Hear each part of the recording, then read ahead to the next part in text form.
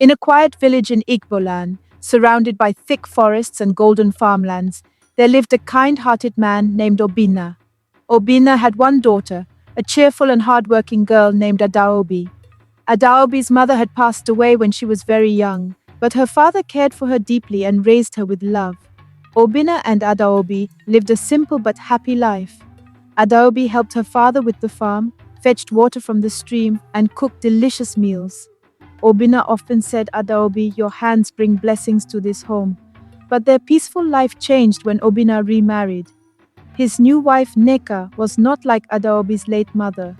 Neka was a proud woman who looked down on anyone who wasn't her blood. She had a daughter, Uzoamaka, who was as vain as her mother. At first, Adaobi tried to welcome them into the family. She treated Uzoamaka like a sister and worked hard to make Neka feel at home. But Neka was never satisfied. She believed that Obina's love for Adaobi left less room for her and her daughter. One day, Obina fell ill. Despite Adaobi's care, he passed away after several weeks. The household was thrown into mourning, and Adaobi was left alone with her stepmother and stepsister.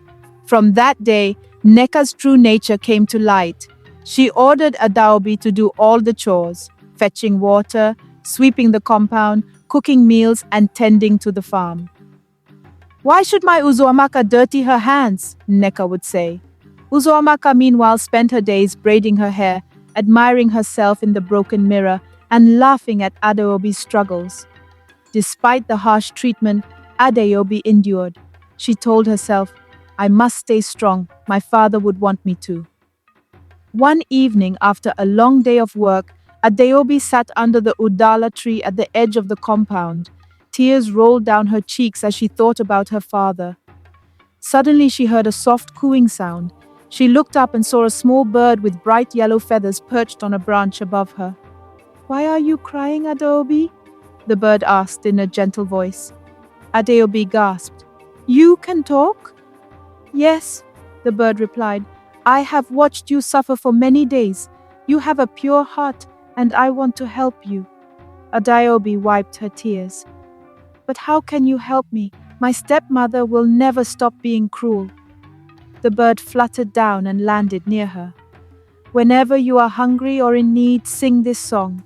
Yellow bird of the forest, so kind and true, come to my aid, I call on you. I will come to you and bring what you need. Adaobi was filled with hope. She thanked the bird and promised to keep the secret. The next day, Neka gave Adaobi a long list of tasks. Go to the farm, fetch firewood, sweep the compound, and prepare our evening meal, Neka ordered. Adaobi worked tirelessly but was too exhausted to cook. Remembering the bird's words, she slipped away to the udala tree and sang softly, Yellow bird of the forest, so kind and true, come to my aid, I call on you.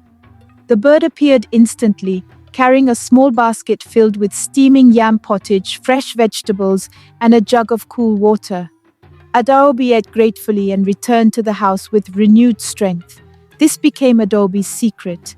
Whenever the stepmother's cruelty became unbearable, the bird would come to her aid, feeding her and encouraging her to stay strong.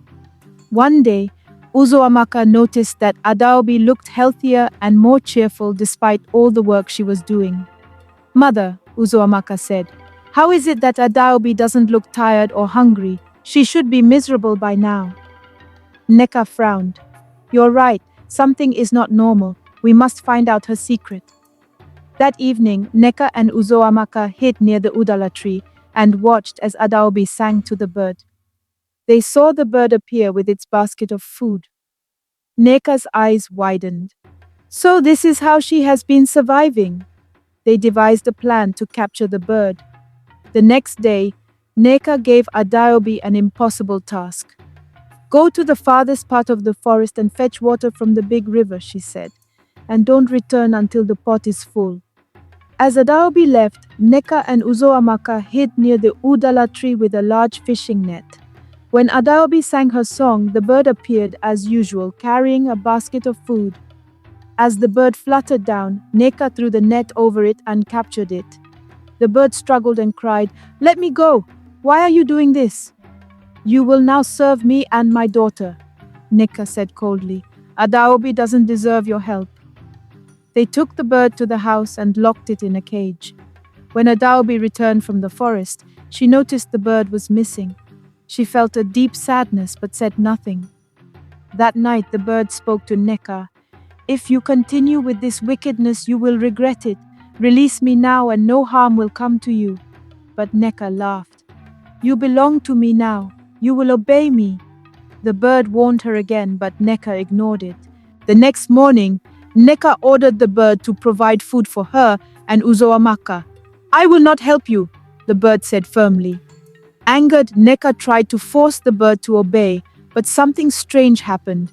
The bird began to sing a haunting tune. "Wicked hearts and greedy hands shall face the wrath of nature's lands." Suddenly the house shook. The food in the kitchen turned to ashes, the water in the pots dried up, and the roof began to leak. Neka and Uzoamaka screamed in terror. The bird broke free from its cage and flew to the udala tree where Adaobi stood watching. "You have a pure heart, Adaobi," the bird said. "I will always protect you." The bird then flapped its wings and disappeared into the forest. The villagers soon heard about what happened. When they learned of Neka's cruelty, they gathered at Obina's compound to confront her. "You have brought shame to this family," the elders said. "You must leave this village at once."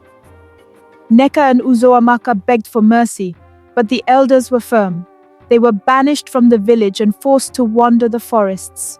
Adaobi, now free from her stepmother's cruelty, was taken in by a kind aunt who treated her like her own daughter. With time, Adaobi grew into a strong and wise woman, always remembering the bird's kindness and the lessons it taught her. The wicked stepmother faced the consequences of her actions, and Adaobi's pure heart was rewarded. As the villagers often said, kindness always triumphs over cruelty, no matter how long it takes.